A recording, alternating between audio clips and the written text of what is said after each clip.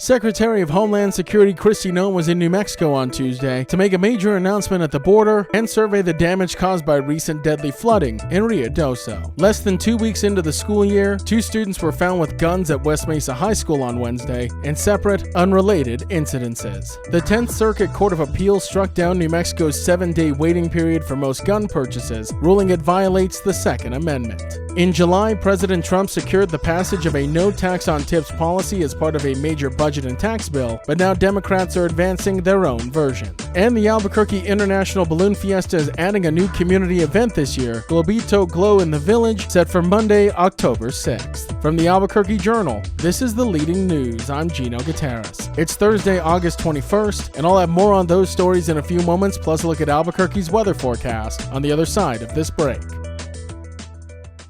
This episode is sponsored by the Kirtland Partnership Committee, a proud partner in supporting Kirtland Air Force Base and its vital role in New Mexico. From growing mission sets to improving quality of life for service members and families, KPC works every day to help Kirtland's workforce thrive. It's about partnership, progress, and a strong future for national security right here in Albuquerque. Discover more at kpcabq.org. Secretary of Homeland Security Kristi Noem was in New Mexico on Tuesday to make a major announcement at the border and survey the damage caused by recent deadly flooding in Ruidoso. With more on this visit, I'm now joined by the Journal's Southern New Mexico correspondent Algernon Damasa, who covered the event. Algernon, thank you so much for being here. Hey, Gino. So, Algernon, I want to start with the Secretary's visit to the border and the announcement she made there that is going to have drastic changes on the appearance of the border wall. What exactly did she announce? Just trying to highlight 2 things. One is the numbers that the Customs and Border Protection Agency is reporting about encounters at the border, particularly in the El Paso sector, which is the busiest sector for the Border Patrol, all being at historic lows. And she is attributing that to Homeland Security policies under the direction of President Donald Trump. The other big announcement that, of course, got a lot more attention was the plan, supposedly at the direction of the president, to paint the entire steel bollard border wall at the southern border black. And this was to both to give the steel some sealing against rust, but also to make it hotter, they say, to the touch, so it would serve as a further deterrent for immigrants trying to breach the fence. And Algernon, Noem also really praised Trump and the passage of the One Big Beautiful Bill Act and the amount of money it allocates to Homeland Security. Do we know what DHS is planning to do with that money? Yeah, so the reconciliation bill, famously known as the One Big Beautiful Bill, delivers $165 billion to the Department of Homeland Security spread across its various agencies. That includes some $45.5 billion for various programs aiming at border enforcement. There's also billions in there for expanded ICE detention, as well as hiring of additional Border Patrol agents and hiring of additional ICE agents. And so she was really pointing to these appropriations as a demonstration of the Trump administration's commitment to national security, especially at the border, in particular the southern border, although she says it's not just the southern border that they're concerned about. And Algernon, this visit comes at a very interesting time because there's been a lot of concern about ICE and operations and detention facilities here in New Mexico at both a state and federal level. You tagged along a couple weeks ago when Representative Gabe Vasquez went to visit an ICE detention facility. Governor Michelle Lujan Grisham has mentioned that might be something she might look at in a possible special legislative session. So there is some concern for lawmakers here in the state about ICE operations and even access to ICE facilities as a whole. I had asked Secretary Noem about access to inspections of ICE detention centers by members of Congress. This, by law, they are allowed to do. However, Homeland Security has cited the president's authority under Article 2 to say that members of Congress need to give at least 7 days notice to inspect detention centers. They've also not been consistently allowing members to speak to detainees about the conditions under which they're being held. So yeah, as you point out, at the end of July, Congressman Gabe Vasquez visited his home district District in southern New Mexico, and he tried to do an inspection of the Otero County Processing Center in Chaparral. He gave them 7 days notice, trying to comply with the policy. He was still not permitted to speak to detainees, which is usually an important part of evaluating a detention center. So I asked Secretary Noem about that. She did not specifically address access to interviewing detainees, but she did reinforce that members of Congress would need to give DHS notice before inspecting an ICE detention facility. This is going to be litigated. 13 members, Democrats, I should say, of the House of Representatives have filed suit to try to force a court to rule on the issue and they hope enforce the law, allowing them to inspect detention centers even without an announcement. And Algernon, as we mentioned earlier in this interview, Secretary Noem also visited Ruidoso, the village still recovering from deadly flooding. What do we know about the Secretary's visit there? Right. There was not a lot of news that came out of that, but the Secretary did come and survey the flood damage for herself. Ruidoso's been racked this year with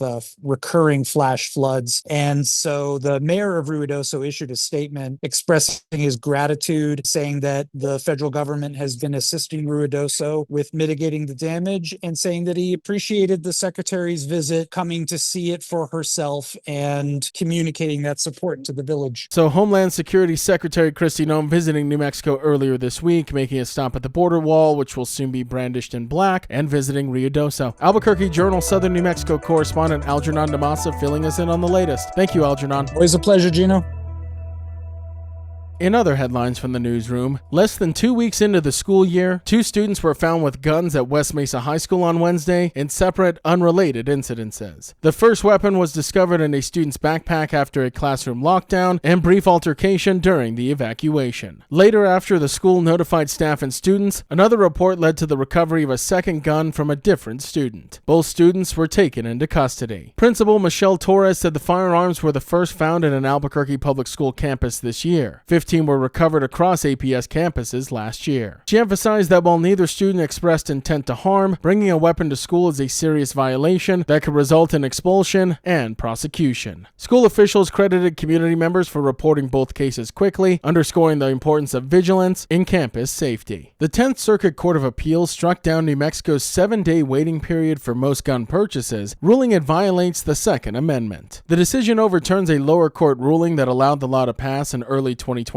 to remain in effect. Supporters of the waiting period, including Governor Michelle Lujan Grisham and State Senator Joseph Cervantes, argue it was designed to reduce the impulsive act of gun violence and suicide, citing evidence it could save dozens of lives each year. But the appeals panel said the law imposes a broad, unconstitutional burden by assuming all gun buyers are dangerous. Gun right advocates and Republican lawmakers welcomed the ruling, calling the waiting period ineffective and unfair to law-abiding citizens. The governor called the decision, quote, deeply disappointing, and said the state is reviewing legal options to appeal. The case now returns to federal district court for further proceedings. In July, President Donald Trump secured the passage of a no tax on tips policy as part of a major budget and tax bill, but Democrats are now advancing their own version. Trump's plan, set to expire in 2028, allows a tax deduction of up to $25,000 on tipped income, phasing out for individuals earning above $150,000. Democrats, though, including New Mexico Representative Gabe Vasquez, introduced the TIPS Act, which would go further by eliminating the separate tipped minimum wage, creating one federal minimum wage, and make the tax break permanent without a cap, though it phases out for incomes above $112,500. Economists warn both policies could incentivize employers to lean on tips instead of wages, with some questioning why tax relief is limited to tipped income rather than broader low-income relief. About 2% of U.S. workers are in tipped jobs, and many already pay no federal income tax due to low earnings. Vasquez promoted the proposal by waiting tables at a local restaurant, saying it would bring more stability and fairness to service workers' pay.